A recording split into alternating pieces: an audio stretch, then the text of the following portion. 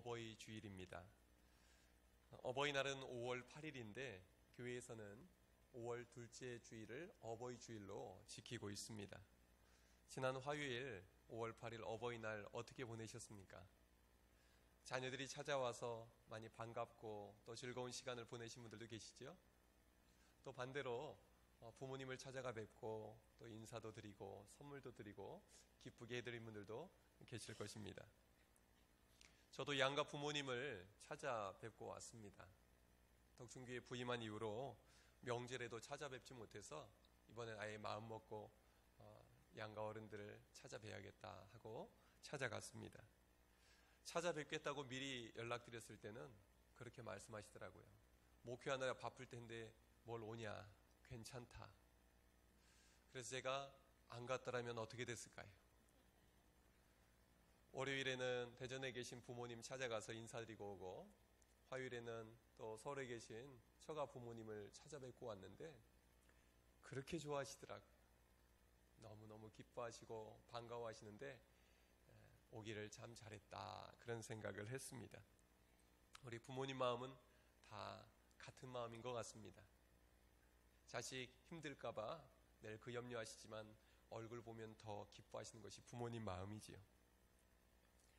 오늘 어버이 주일을 맞이하면서 우리는 한 가지 질문을 해볼 수 있습니다.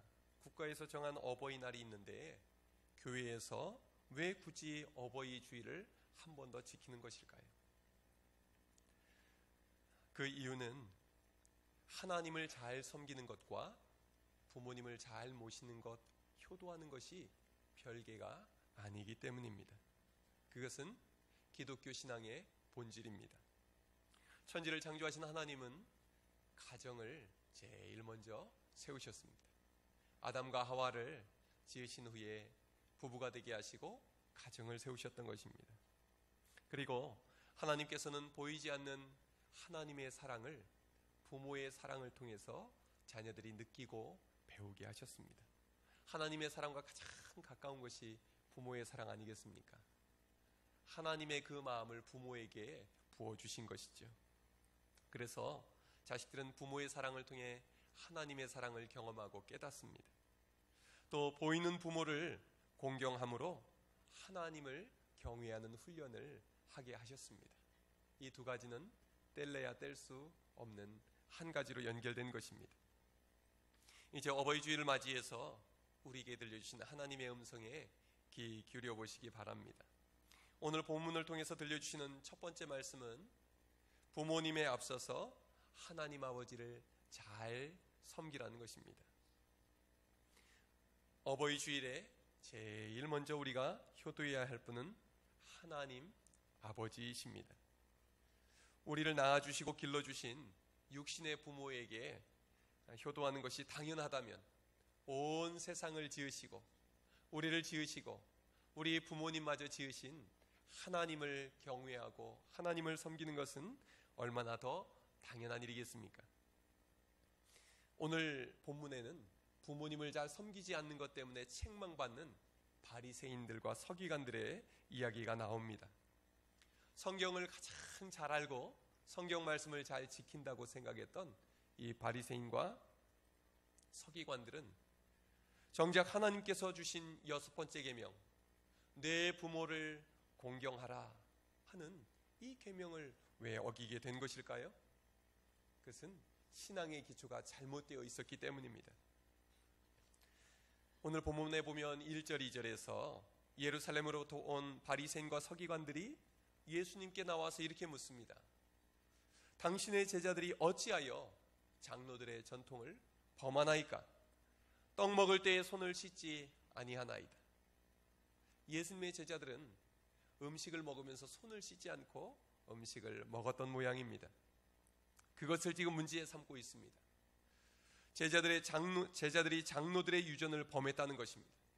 여기에 나오는 장로들의 유전은 지금 우리가 교회에서 뵙는 이 장로님들을 말하는 게 아닙니다. 이 이스라엘 전통 속에서 바리새인과 서기관들 사이에 전해져 내려오는 구전 전승을 장로들의 전통이라고 그렇게 전문 용어로 표현하고 있는 것입니다.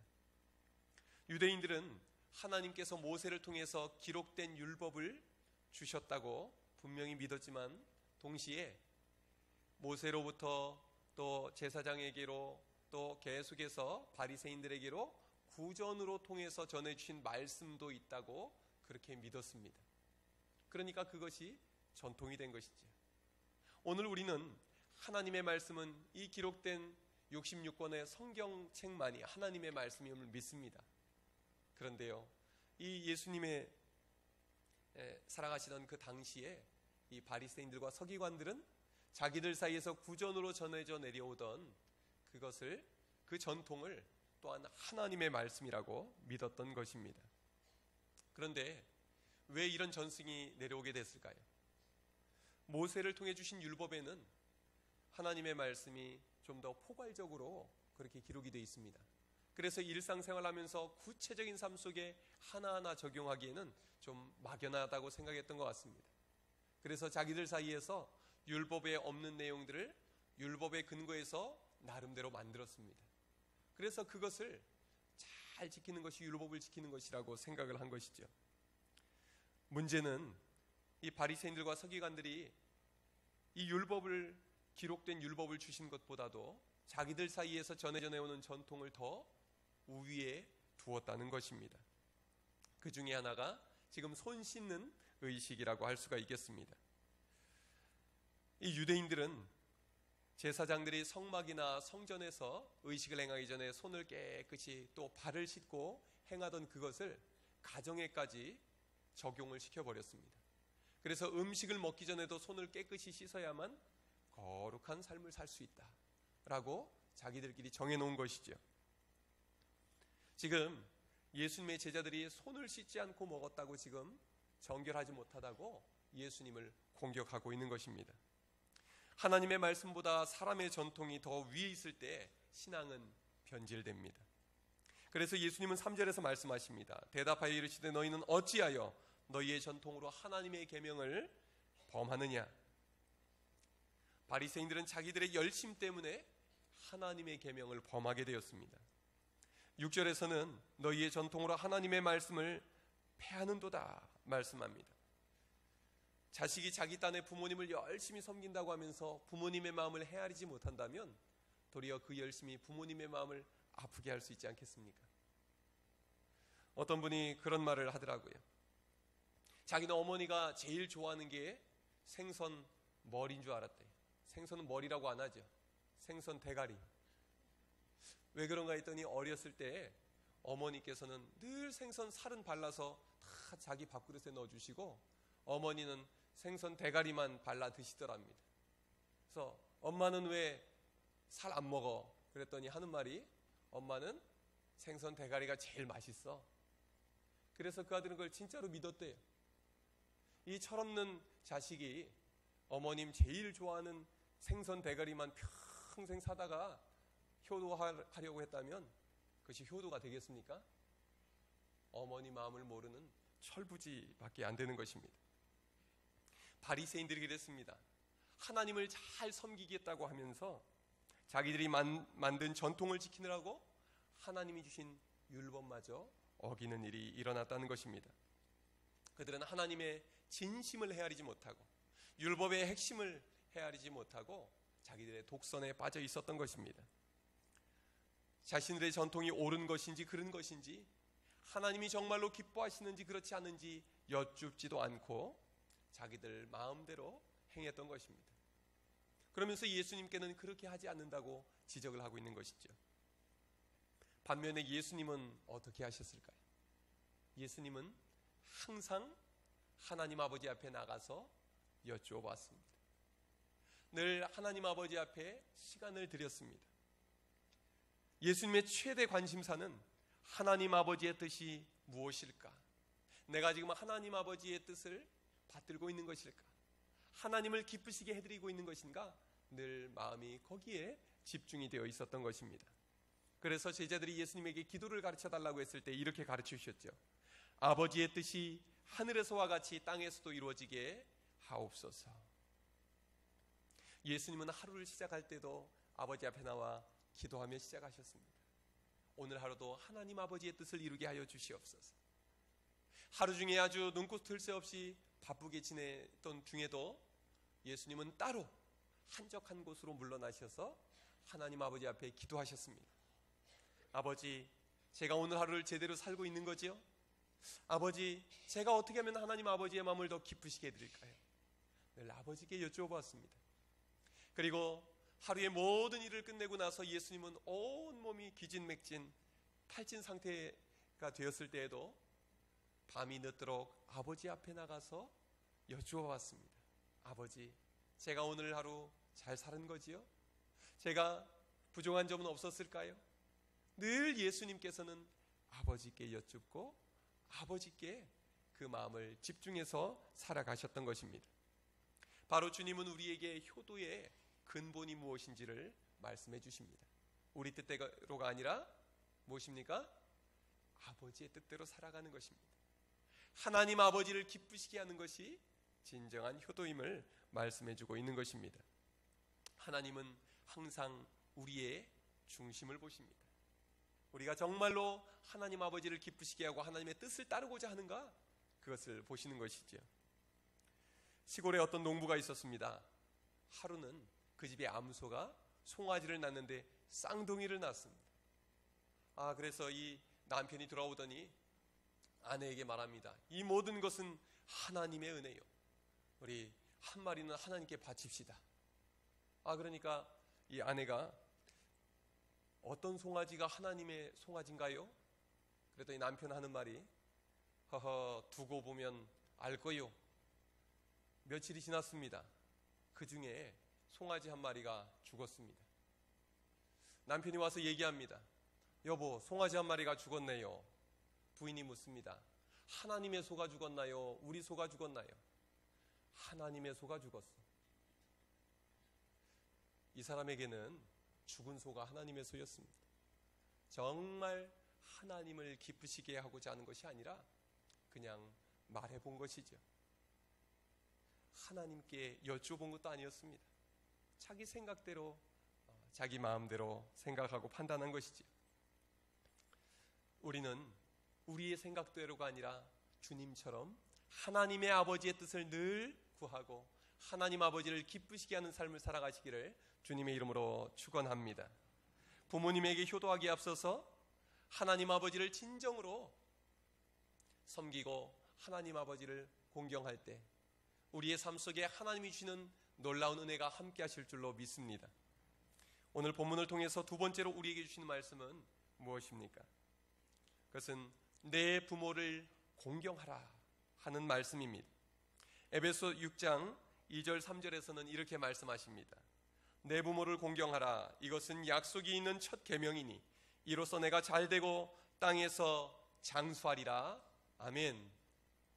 구약에서나 신약에서나 부모를 공경하는 것이 하나님이 기뻐하시는 뜻입니다.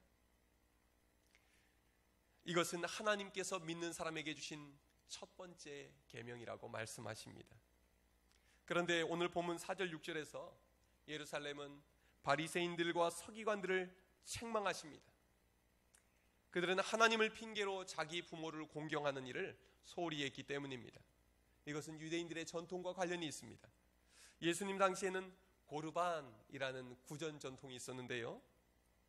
이 고르반이라는 말은 레위기 2장에서 유래된 전통입니다. 하나님께 금전이든 재산이든 바치고 싶은 사람은 이렇게 말했습니다. 고르반. 그러면 무슨 뜻이 되냐면 하나님, 이것을 하나님께 드립니다 하는 의미입니다. 이 자체는 얼마나 좋은 일입니까? 하나님의 은혜에 감사해서 헌금을 드릴 수도 있고 하나님 은혜에 감사해서 이 밭에서 나는 건 모두 하나님께 드리겠습니다. 얼마나 귀한 마음이겠습니까? 그렇게 소원을 하고 나면 사사로운 목적이나 자기 가족을 위해서나 심지어 부모를 위해서도 그것은 쓸 수 없었습니다. 문제는 무엇이냐면 유대인들은 자기가 가지고 있는 것을 가지고 부모님을 섬길 그런 책임을 가지고 있었습니다. 그런데요, 꾀가 나는 것이죠. 이거 다 부모님들에게는 조금 아깝다, 이런 마음이 들 때 악용할 수 있는 게 고르반이었습니다. 이 예수님 당시에 고르반이라는 제도는, 고르반이라고 하면 더 이상 그것을 가지고 부모님을 공양할 책임은 면제가 되었습니다. 그리고 하나님께는 일부만 드려도 인정됐습니다. 하나님께 조금 드리고 나면 다 누구 거예요? 다 내 것이 되는 것이죠. 이 고르반이라는 제도를 통해서 부모 공경의 책임은 회피하는 편법으로 사용됐다는 것입니다. 결국 물질을 가지고 부모에게 쓰기를 아까워서 했던 악습이 고르반이라는 제도였다는 것입니다. 그래서 예수님은 6절에서 말씀하십니다. 그 부모를 공경할 것이 없다 하여 너희의 전통으로 하나님의 말씀을 폐하는도다. 유대인들은요, 자기들이 만들어 놓은 이 고르반 제도를 통해서 내 부모를 공경하라 하신 그 계명을 어기고 있었던 것입니다. 예수님은 말씀하십니다. 하나님을 바르게 섬기고자 하는 사람은 반드시 부모에게 효도해야 한다. 하나님 말씀에 순종해 사는 사람은 내 부모를 공경하라는 그 계명에도 순종하는 사람인 줄로 믿으시기를 바랍니다. 하나님을 바르게 섬기는 사람은 삶의 우선순위가 바로 서게 됩니다. 어거스틴이라는 유명한 분들 아시죠? 성 어거스틴은 자신의 책에서 이렇게 말했습니다. 사랑에도 질서가 있다. 사랑의 질서를 지켜야만 한다. 어거스틴이 말하는 사랑의 질서는 무엇일까요?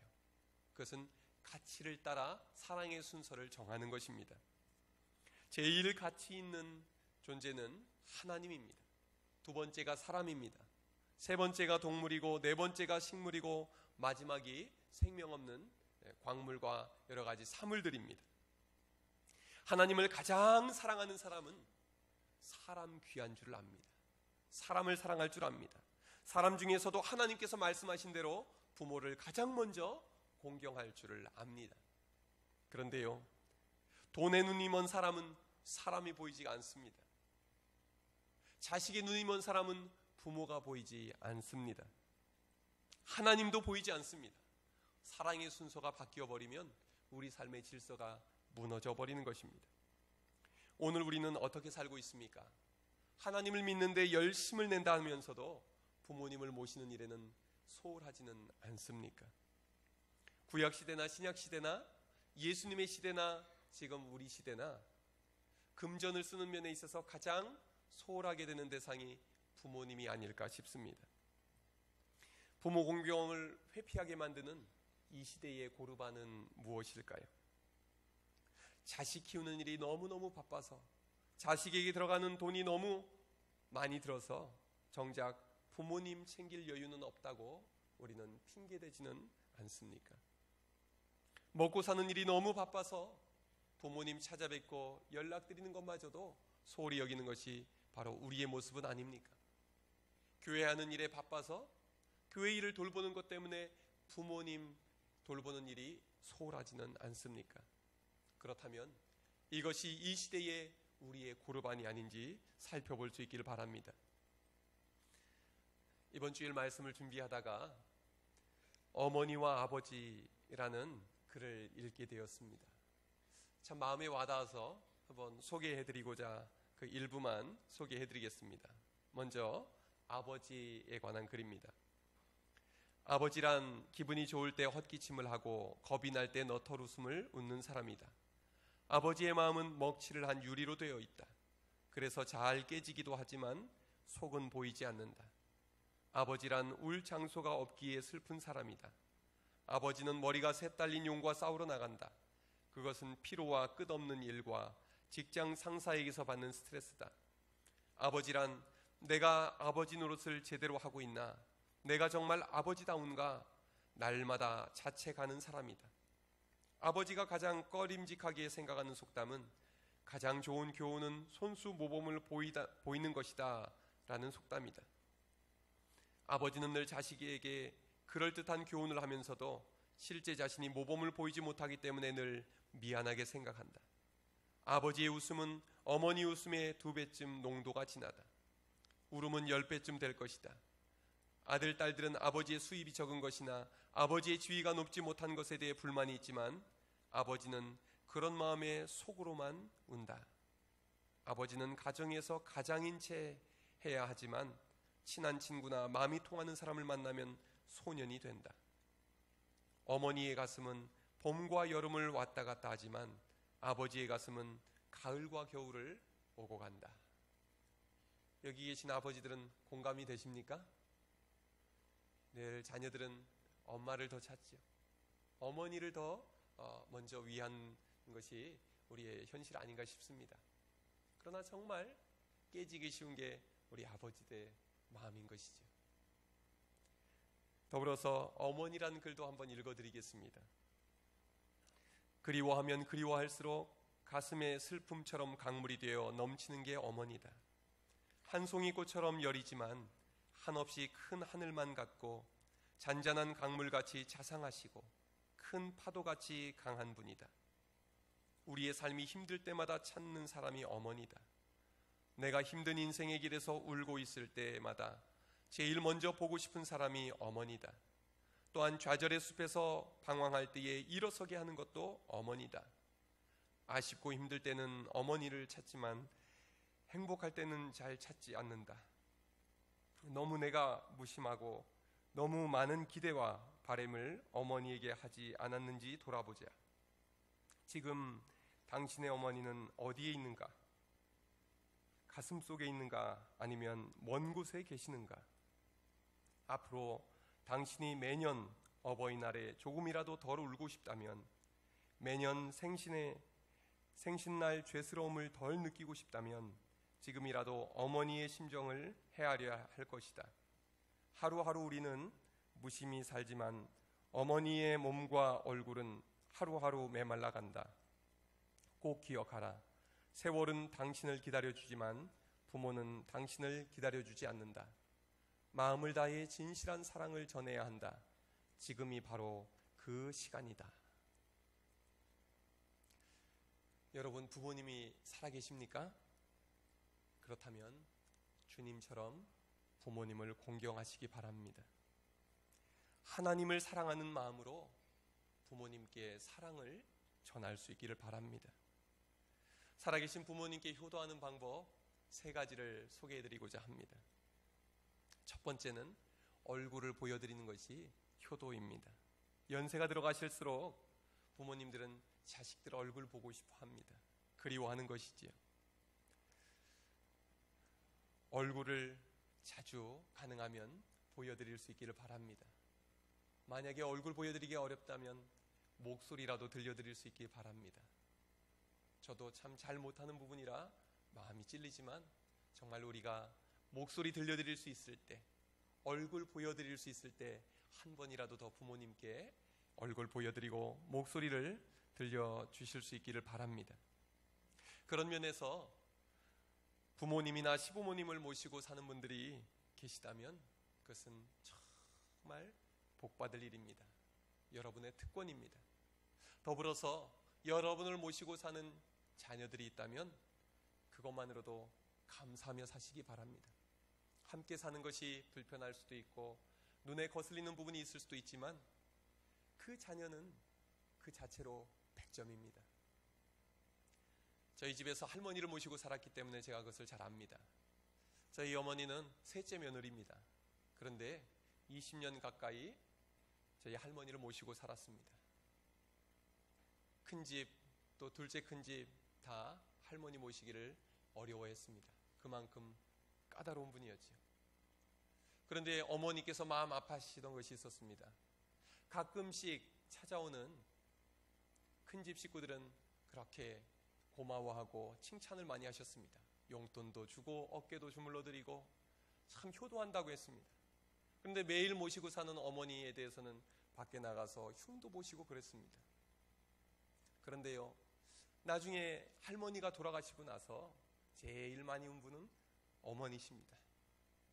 제일 그리워하시고 제일 할머니를 보고 싶어 하셨습니다.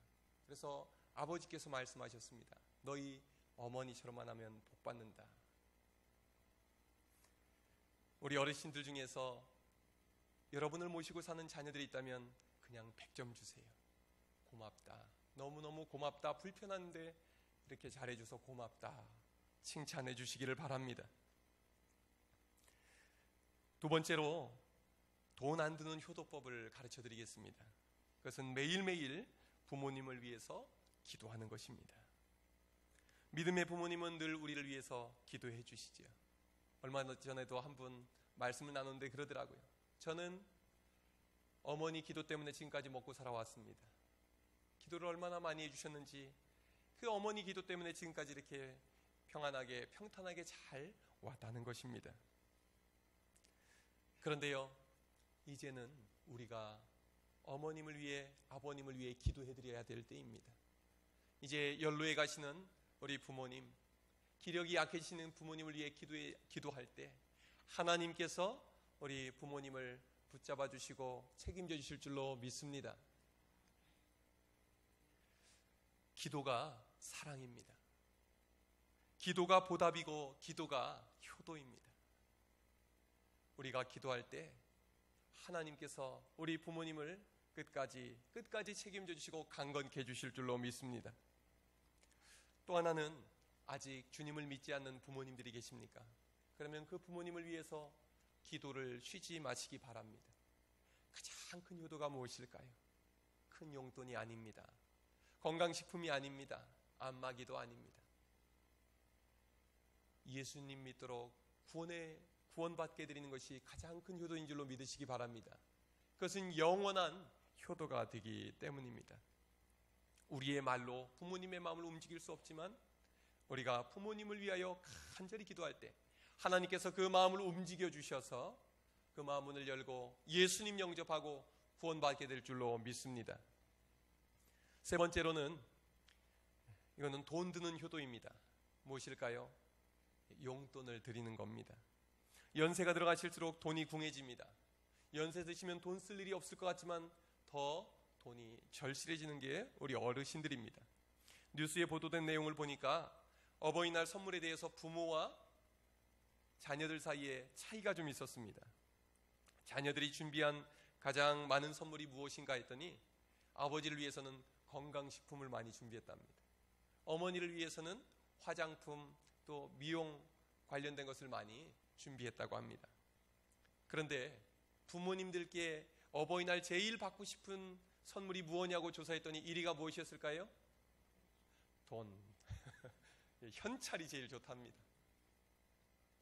그만큼 어르신들이 될수록 용돈이 필요하신 것이죠. 이제 앞으로 부모님 생신이나 또 어버이날 무슨 선물을 해야 될지 아시겠죠?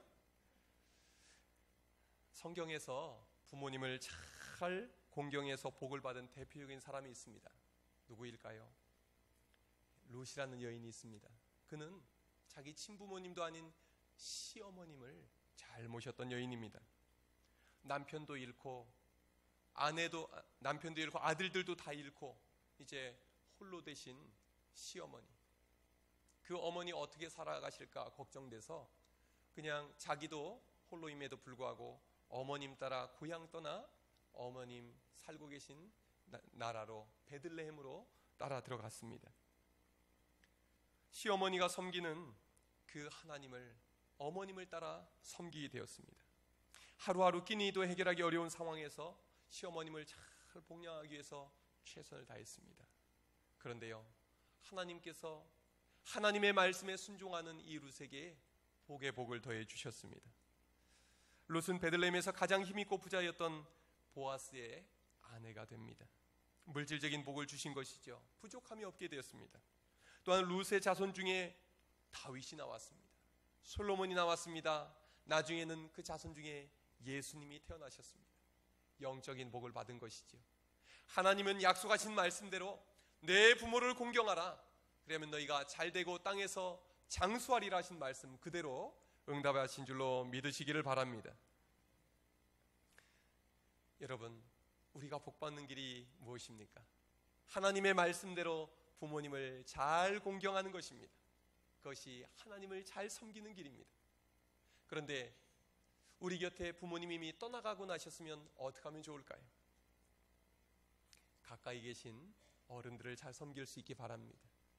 우리 교회에 어르신들이 많습니다. 우리 교회 어르신들을 부모님처럼 잘 섬길 수 있기를 바랍니다.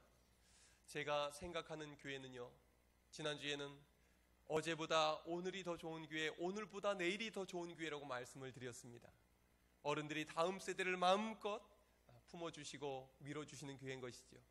그런데요, 또 하나 제가 생각하는 참 좋은 교회는 어르신들을 잘 섬길 줄 아는 교회입니다.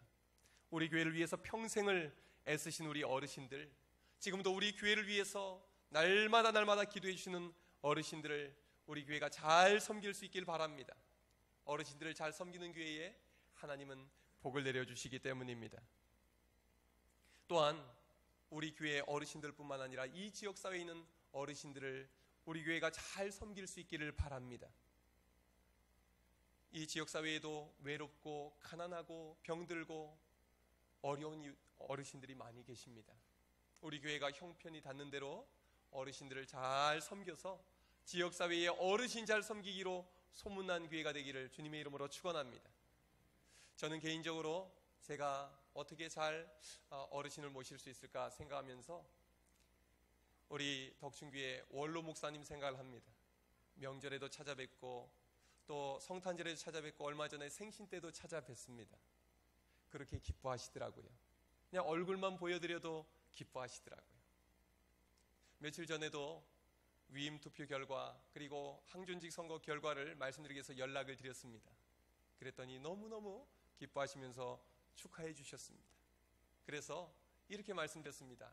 오는 토요일에 저희 교회 한마음 체육대회가 있는데 시장 예배 때 오셔서 축도해 주시면 너무 좋겠습니다. 그랬더니 요즘 그렇게 건강이 좋으신 편도 아니신데 기꺼이 가시겠다고 그렇게 말씀하셨습니다. 여러분, 저는 우리 원로 목사님을 잘 모실 건데요, 우리 교인들도 원로 목사님 부부를 잘 섬겨주시기를 주님의 이름으로 축원합니다. 어르신을 잘 모시는 교회, 부모님을 잘 모시는 가정, 하나님께서 복 주시는 가정, 복 주시는 교회가 될 줄로 믿습니다. 기도하겠습니다.